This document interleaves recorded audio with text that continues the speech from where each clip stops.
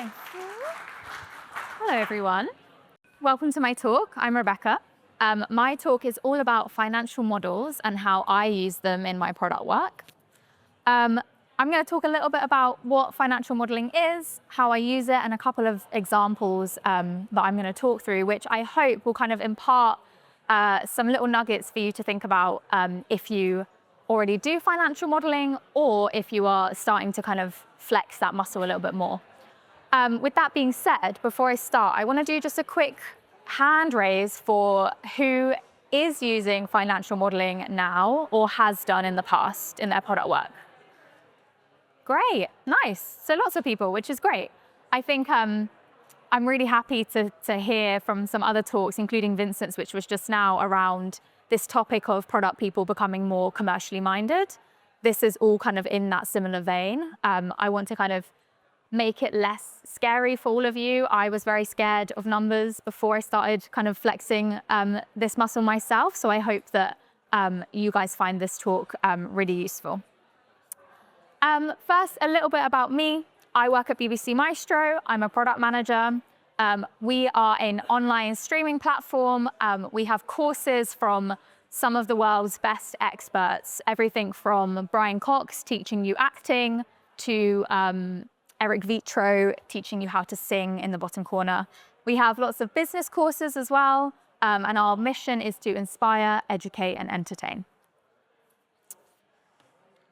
So, what is a financial model? Really simply, it is an analytical tool that you can use for forecasting and that can empower your decision making. It's not a finance-only tool, although finance will be really, really helpful if you are building financial models.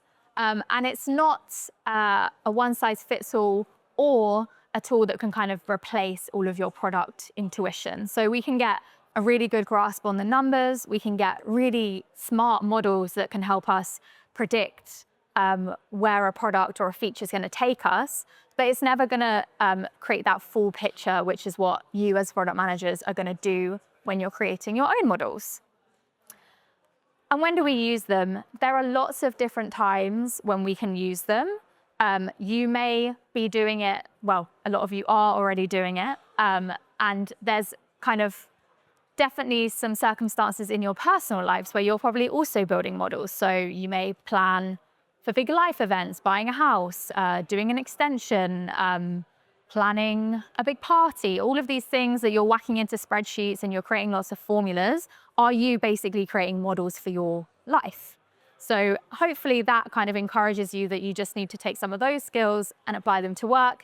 If you're doing none of that, don't worry. We can have a chat about them today and see how you feel. I'm going to talk through two models that I've been working on or that I've created in the past.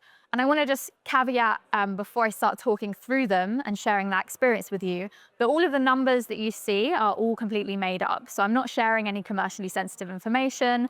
You can take pictures of the slides if you want. Nothing is top secret. It's really just, I've made them all up really just to give you guys as much information as I can, whilst keeping the secret safe with me.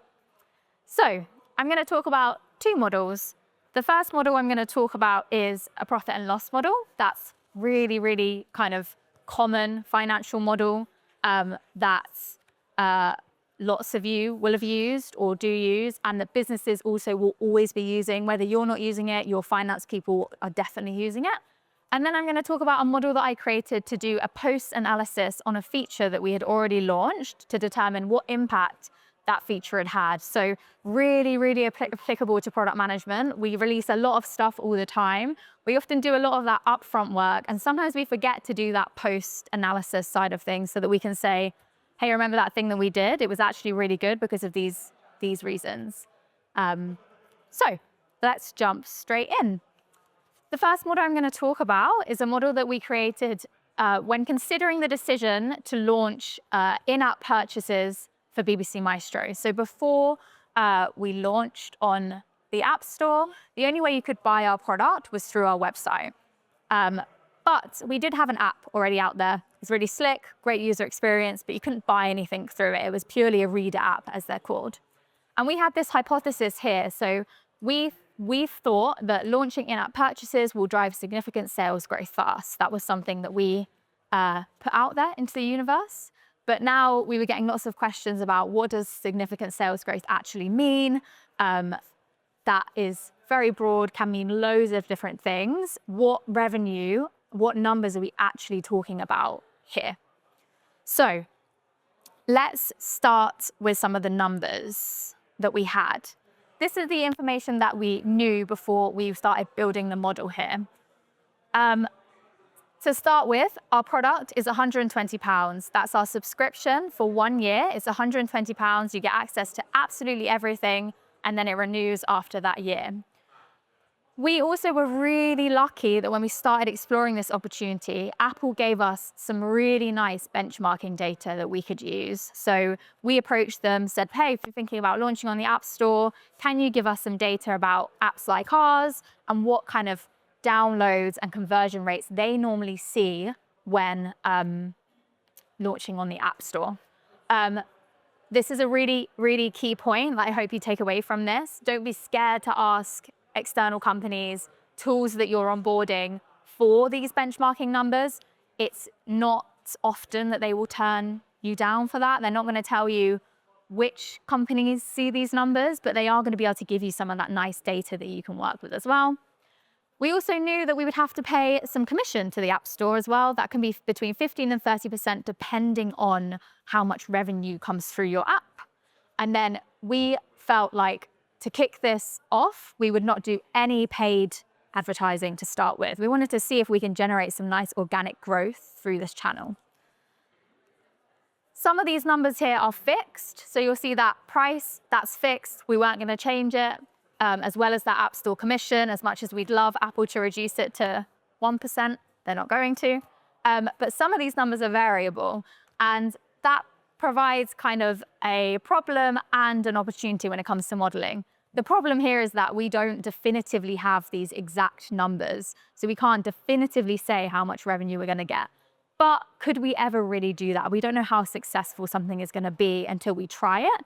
But what we can do is kind of model to different scenarios, which is what these variable numbers allow us to do. So let's start with the model.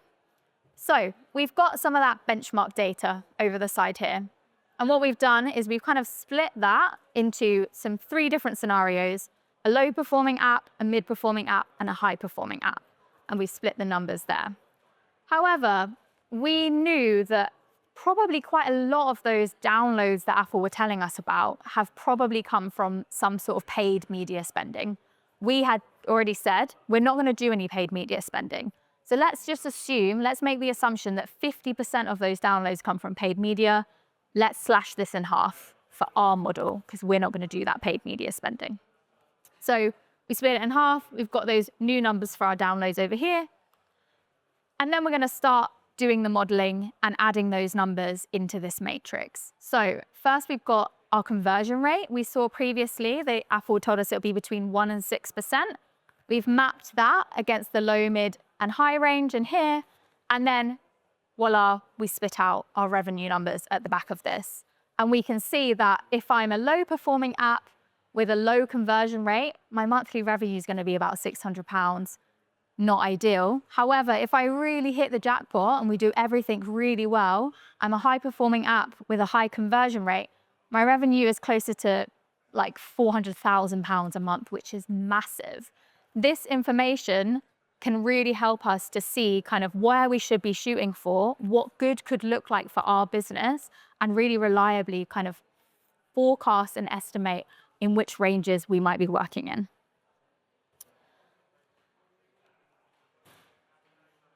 And then moving on, we can kind of layer in some of our costs to that model. So if we take some of those numbers, those revenue numbers from the previous slides, we can start to think about, okay, that's our revenue number. Let's take the complete middle of the range number of 18K here, and let's start adding some of those costs in so we can get a real good feel for net revenue at the end of it. So we'll add in our sales tax, our payment processing fees, our App Store fees, and we'll get that nice net revenue number at the end of it. That's a really simple profit and loss model that I've done by taking some of that data that I knew and kind of mapping to different scenarios and getting some of these revenue numbers out the other side. What this enabled us to do was kind of really confidently go into the kind of decision-making process of whether to roll out this app, being quite aware of the different places we can end up off the back of this. We did make the decision to roll it out. We didn't do any paid media spend, and we have been letting that channel grow organically for us. And we've been super lucky, probably in part due to us being very open with Apple initially about our decision whether to or to not roll this out, been featured by Apple on some of their kind of created content within the App Store as well. So that's the first model I wanted to talk about. Let's move on to the second model. This is a post-analysis model that I had created. This was related to a product decision we had made based on the outcome of some testing that we'd done. A lot of times, we're optimizing for metrics. So conversion rate, for example, we were optimizing for, or another specific metric. But what modeling can really help you to do is work out what that metric increase or decrease means in terms of revenue. And that can be really powerful when you're talking to stakeholders, particularly stakeholders who aren't maybe that familiar with that metric that you're talking about. Sometimes we can kind of get so obsessed with a metric and moving it in the right direction, which is great, that we forget kind of the monetary impact of that. And that's all related to that commercial muscle that you can start building to get more familiar with the numbers. So, bit of context about this second model. Like I said, we did 2 tests, and both the tests that we did were to, essentially, we have 2 product options at BBC Maestro. You can buy a single course or you can buy a subscription. The single course costs less, but you only get 1 course, but you get it to own for life. The subscription, however, costs a bit more. You get access to everything, and it does renew after a year. So those customers are a little bit more valuable to us. We get that nice recurring revenue that we want. We also feel like we give them a much better product experience because they're getting an access to a whole cohort of our amazing courses. So we wanted to kind of shift the percentage of people buying that single course option to the subscription option. We did 2 tests. The first test that you can see here is to align the length of access across both products. So I said that the single course option before was a lifetime access. We decided, let's test what it looks like if both of them are only for a year. So we're kind of aligning that access to see if the value perception increases on the subscription product. And then the second one was to essentially include a single course that you could own for life in the subscription option. So bolstering that subscription option with lifetime ownership to 1 course to see if that would shift that percentage split across the products. The first test won. So this was the test where we reduced the access length of the single course product. We saw about a 9 percentage points increase when testing this one, and we decided to go ahead and roll it out. When I say a 9 percentage point increase here, what I'm talking about is the metric of success for this test was how many people purchased either product and the percentage split across those products. We saw in the A/B test we did here, 9 percentage points more of an increase to the subscription product in this test. But what's the revenue impact of that? It was really hard for me to kind of start discerning that. And I turned to my good friend ChatGPT and I plugged in some of our numbers and I said, I made this change. Here's my revenue numbers for this year. Here's them for last year. What's the impact of this test? And quite simply, I was a little bit disappointed when it just told me that, well, £94,000, £194,000 minus £94,000 is 100K. So you made 100K benefit. But that's not really true because the sales numbers also massively increased. So I don't think that's a fair denotion of the impact that we had. But it gave me some nice food for thought, which is what I find ChatGPT always does. It kind of helps me in my thought process. And it allowed me to think, okay, what if I model these 24 numbers with that same percentage split in the previous ones and saw what my revenue looks like off the back? So that's what I did. And we can see here that I get a slightly lower number than I do on the 2024 actuals. And this is our impact. This is the actual revenue benefit to this feature change that we had made, the actual impact from this change. I've also caveated this slide with some notes that I've put at the bottom here. The reason I've done that is not because these notes are going to be entirely useful to you. Like I said, the numbers are all made up. But I wanted to put this in to show that a model should always come with a story around it, and it should always come with all of the assumptions that you're making, all of the data that you might be fluffing. So if you're using, for example, on this one, I wanted to use average transaction value when I was building this model. I couldn't because our finance person was on holiday and she's the one who could get that number for me. So I just used full price. It doesn't mean my model is obsolete. It just means that I might want to build on this model and refine it further when I do have access to those numbers. So telling the story around your model is super important. Before I finish off, I hope that those have been super useful. I just want to leave you with kind of 3 last thoughts for if you're doing modeling, if you're encouraging your team to start doing modeling, and what I would keep top of mind when I'm starting to flex this muscle. The first one is, following on from what I just said around having those notes and telling that story, prioritize clarity over complexity. So keep it simple to start with. Even if you think that your model is like really basic, it's still probably more powerful than what a lot of your fellow PM people are doing. And you can build on it from there. You don't have to finish with that starting product. We're product managers, we iterate, we learn, we get feedback from other people, and then we move it on from there. The second point is similarly actually to the first point around starting simple. Build from the things that you know, get those known numbers just out in front of you, whack them in a spreadsheet, and then start to develop it from there. So take those known facts, get some of that data if you can from outside sources, and then make assumptions if you have to, but make sure that those are really thought through assumptions, and everyone who you're presenting this model to is really aware of those assumptions that you're making.